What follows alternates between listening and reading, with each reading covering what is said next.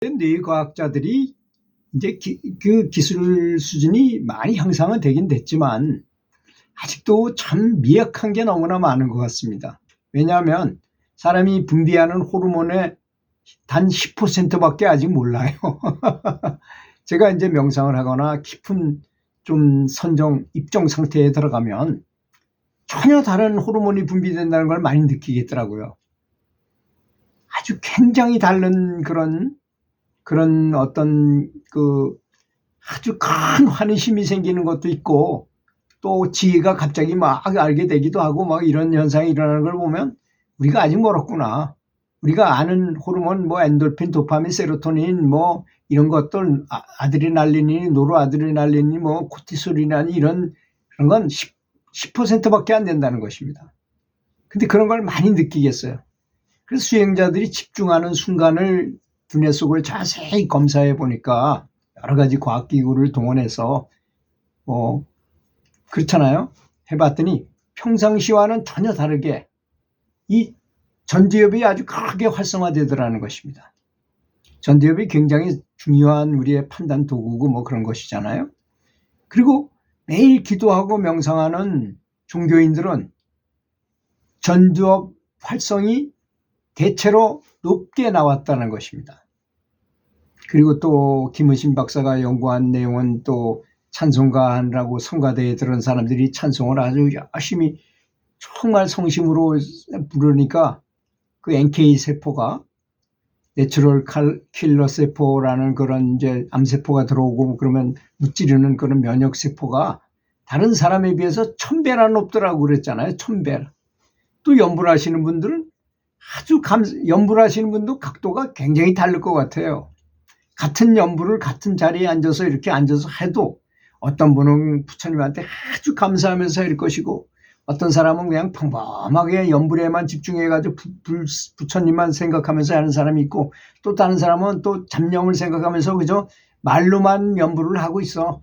생각은 딴 데가 있고 그런 사람도 있을 것이고 또 어떤 사람은 너무나 좋은 거예요. 연불이. 그래서 아주 눈물이 펑펑 흘리면서 그냥 아무 소리도 안 하고 연불하고 있지만 그렇게 많이 다르다는 것입니다. 점수로 따진다면 엄청난 차이가 나는 거죠. 그렇지 않습니까? 이게 굉장히 다르다는 것입니다. 그런데 그래서 실험을 했어요. 이 사람들이. 명상을 하지 않는 또는 연불을 하지 않는 보통 사람들을 조차도 하루에 15분, 딱 15분밖에 안 한 거예요. 8주 동안 그런 훈련을 통해서 자기 기억력을 10% 내지 15% 정도 향상시켰다는 실험 결과가 있어요. 그리고 실제로 연불한 사람의 뇌와 연불하지 않은 사람의 보통 사람의 뇌와 연불을 오랫동안 하거나 명상을 하거나 기도를 많이 한 사람은 이만큼 더 커져요. 10배 정도 커져요. 크기가. 이 두뇌 전체 크기 자체가 엄청나게 커진다는 것입니다. 여러분 그게 이해가 안 가실지 모르지만 그 학교 다닐 때 체육 시간에 그런 거 안 배우셨나요? 스포츠 심장이라는 거 있어요. 스포츠 심장. 스포츠 심장이 뭘까요? 보통 사람은 자기 왼쪽 주먹만 합니다. 심장이 딱 요만해요. 그런데 엑스레이가 처음 발견됐을 때 심장이 이만한 사람이 있는 거야. 2배 반 정도 되는 사람이 있는데 이 사람이 어떻게 심장이 요만한데 이 사람이 이렇게 커. 근데 보니까 멀쩡해. 아주 건강하고 튼튼하고 지극히 정상이야. 당신은 뭐 하는 사람이요? 하니까 난 중거리 선수입니다. 그러더라는 겁니다. 장거리 선수는 오히려 약간 더 작아요. 장거리 선수도 심장이 크긴 크지만 중거리 선수가 가장 큰 이유가 뭘까요? 중거리가 이렇게 숨을 많이 쉬어가지고 미리 쉬어가지고 뛰는 게 아니잖아요. 뛰면서 산소가 부족하니까 숨을 헐떡헐떡 쉬어가지고 계속 빗을 갚는 것처럼 이렇게 뛰는 거거든요. 근데 가장 힘들 때가 중거리 정도 할 때가 가장 힘들다 그럽니다. 빚을 갚을 시간이 없이 끝나게 되니까 너무나 심장이 무리를 가는 거야. 그래서 그 사람들이 심장이 제일 크답니다. 근데 튼튼하기만 해. 건강하기만 해. 이렇게 분 것처럼 이렇게 큰데도. 그러면 반대로 다른 운동, 역도 같은 건 어떨까요? 역도는 크기는 커지지 않지만 심장 벽이 두꺼워지더라는 것입니다. 뭔가 달라진다는 것입니다. 운동을 하면. 그런 것처럼 우리 두뇌도 아무것도 안 한 사람하고 뭐 고스톱이라도 많이 치고 또 사람들하고 대화를 많이 하고 이렇게 장사를 하느라고 사람들을 많이 만나고 하는 사람하고 가만히 멍하게 집에 있는 사람하고 두뇌의 크기 차이가 엄청나게 나게 된다는 것입니다. 두뇌를 많이 사용해야만 용불용설이 많이 사용하면 좋아지고 많이 사용하지 않으면 퇴화되는 게 우리 인과의 법칙이잖아요. 인과의 세계에서는 다 그런 법칙의 적용을 받지 않을 수가 없다는 것입니다. 그래서 신을 만나는 체험이나 성령 체험, 뭐 거듭나거나 해탈한다는 것, 이런 또는 마음이 바뀌어 아주 좋게 바뀌었어. 그 전에 근심 걱정만 하던 사람이 아주 늘 행복하고 즐거운 마음으로 바뀌는 경험 같은 것들은 뇌에서 분비되는 화학물질에 의한 것이라는 거, 이런 말을 했어요. 그걸 속임수라고 말하는 사람도 있어요. 그건 뭐 어떻게 속임수라고 말할 수 있겠어요. 근데 문제는 뭐냐? 그것이 내가 영체가 돼가지고 빠져나가도 그대로 연결된다는 데 문제가 있는 것입니다. 그게 속임수라면 그냥 나가서는 그게 사용이 되지 말아야 되잖아요. 그게 아니고, 그래서 사람이 몸이 있을 때가 너무나 중요하다는 것은 사람이 몸이 없으면 그런 걸 다 알아요. 안다 하더라도 이 행복 호르몬을 많이 분비시켜가지고 내 영체를 키울 수가 없다는 것입니다. 사람이 몸이 있을 때만 그걸 키울 수 있는 능력을 갖게 된다는 것입니다. 그러니 우리가 지금 살아서 이렇게 수행하고 있고 연불하고 있다는 사실이 너무나 소중한 상태라는 걸 알아야 된다는 것입니다.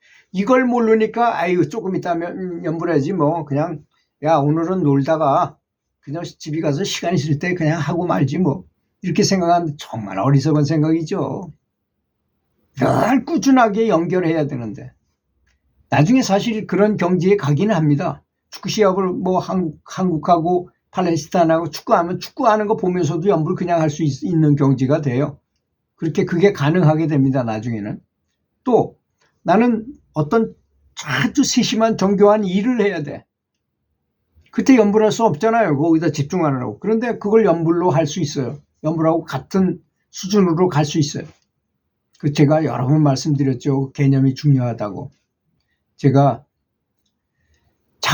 교사에서 장학사가 되려고 공부할 때 서울의 노량진 학원가에 가서 고시원에 빌려놓고 들어가서 공부를 하는데 죽을 말든 공부하는 거죠. 정말로. 그 무슨 공부가 됐겠습니까? 처음에 45살이 된 사람이 평생 공부도 별로 안 하던 사람이 그래도 죽어라고 했어요. 선수들을 그렇게 다구쳐가지고 국가대표를 만들고 한 사람이니까 제가 선수라고 생각하고 내가 내 코치야.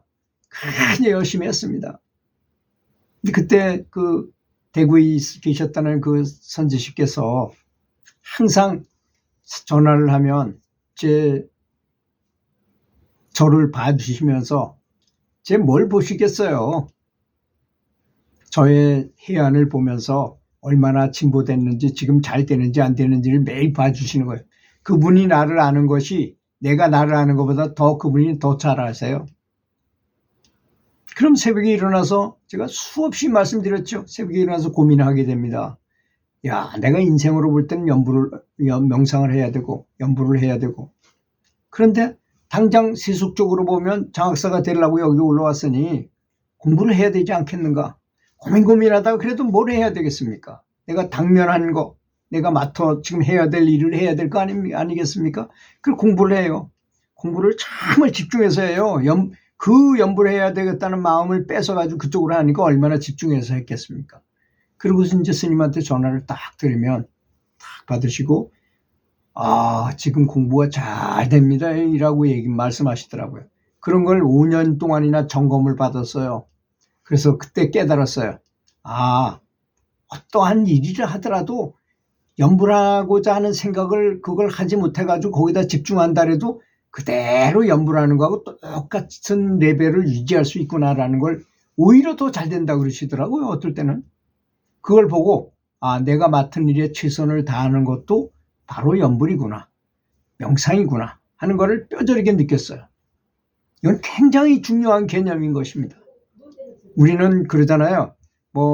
연부를 하기 위해서 뭐 다른 사람을 컷하고 다른 사람 만나지 않고 뭐 내가 할 일만 하고 나는 뭐 이렇게 하는 물론 그렇게 하는 게 좋긴 좋죠. 나중에는 그렇게 하더라도 꼭 만나야 될 사람 가족들하고도 이렇게 만나지 않고 대화도 안 하고 이래가지고 서로 사이가 멀어지면요 공부하기 힘들어요. 그래서 최선을 다하라는 것입니다.